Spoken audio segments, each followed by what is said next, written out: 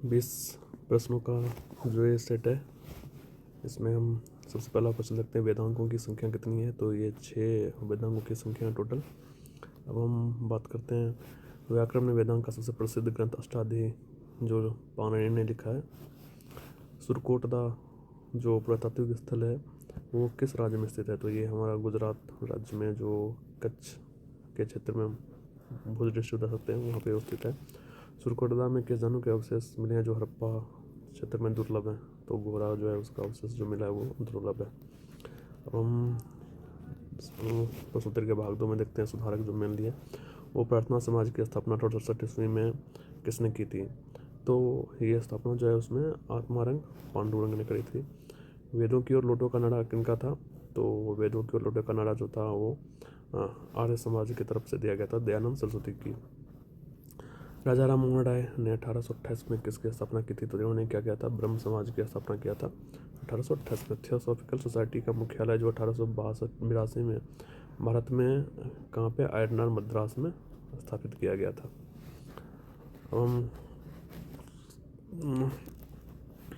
अगला क्वेश्चन जो है उस पर बात करते हैं। नेशनल हेराल्ड समाचार जो है पत्र, इसका संपादन जो है वो जवाहरलाल नेहरू ने किया था।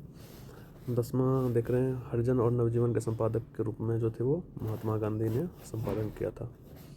CR दास जो है वो किस समाचार पत्र से जुड़े हुए थे।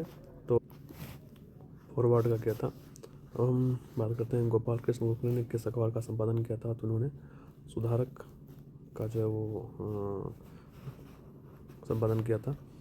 हम अगला जो प्रश्न है उसमें आते हैं अमन, ओस और बोरो किसकी प्रजातियां हैं। तो ये किसकी है, धान की प्रजाति है।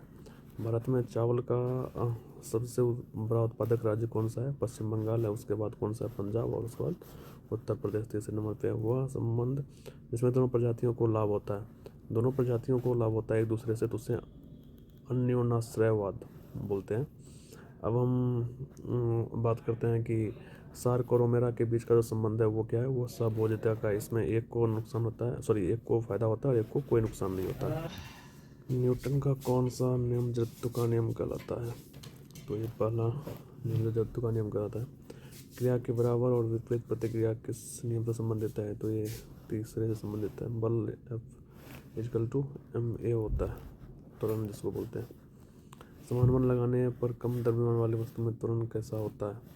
तो समान बल लगाने पर कम द्रव्यमान वाली वस्तु में त्वरण जो है वो ठीक होगा। ये रहा उत्तरमाला। इसमें ये 2 बार आ चुके हैं तो इसको आप हटा सकते हैं।